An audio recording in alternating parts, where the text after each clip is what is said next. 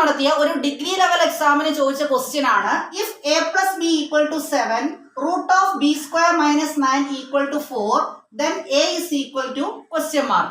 അപ്പൊ ഇവിടെ രണ്ട് ഇക്വേഷൻസ് ആണ് തന്നേക്കുന്നത്. നമ്മുടെ അടുത്ത് ചോദിച്ചേക്കുന്നത് എയുടെ വാല്യൂ ആണ്. നിങ്ങൾ ഇവിടെ രണ്ടാമത്തെ ഇക്വേഷൻ നോക്കാം.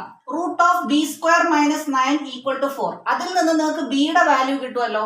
ആ ബിയുടെ വാല്യൂ ആദ്യത്തെ ഇക്വേഷനിൽ ഇട്ട് കൊടുത്താൽ എയുടെ വാല്യൂ കിട്ടും. അപ്പൊ എങ്ങനെയാണ് ചെയ്യുന്നതെന്ന് നോക്കാം. അപ്പൊ നമുക്ക് തന്നേക്കുന്നത് root of B square minus 9 is equal to 4 എന്നാണ്.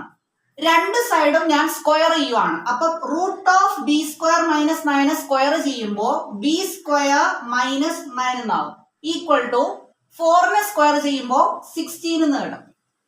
അപ്പൊ B square is equal to ഈ മൈനസ് 9 അപ്പുറത്ത് പോകുമ്പോൾ 16 പ്ലസ് 9 എത്ര കിട്ടും? 25 എന്ന് കിട്ടും. അപ്പൊ ബി സ്ക്വയർ 25 ആണെങ്കിൽ ബിയുടെ വാല്യൂ എന്തായിരിക്കും?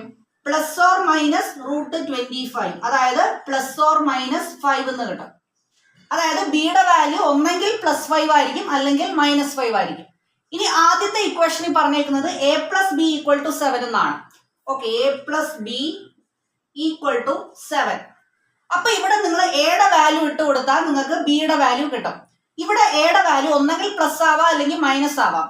ഇത് നിങ്ങൾ ഓപ്ഷൻ അനുസരിച്ചാണ് നിങ്ങൾ ചെയ്യേണ്ടത്. അപ്പൊ ഞാൻ ബിയുടെ വാല്യൂ ആദ്യം മൈനസ് ഇട്ട് നോക്കുവാണ്. അപ്പോ എ മൈനസ് 5 ഈക്വൽ ടു 7. അപ്പോ A is equal to minus 5 ഇപ്പുറത്തേക്ക് വരുമ്പോൾ 7 പ്ലസ് 5 12 എന്ന് കിട്ടും. അപ്പൊ എയുടെ വാല്യൂ 12 എന്ന് കിട്ടും. പക്ഷെ നമുക്ക് തന്നിരിക്കുന്ന ഓപ്ഷൻസിൽ 12 ഇല്ല. അപ്പോ ബി ഒരിക്കലും മൈനസ് 5 അല്ല. പിന്നെ ബി എന്തായിരിക്കും? പ്ലസ് 5 ആയിരിക്കും. ഇനി നിങ്ങൾ പ്ലസ് 5 ഒന്ന് ഇട്ട് നോക്കുക.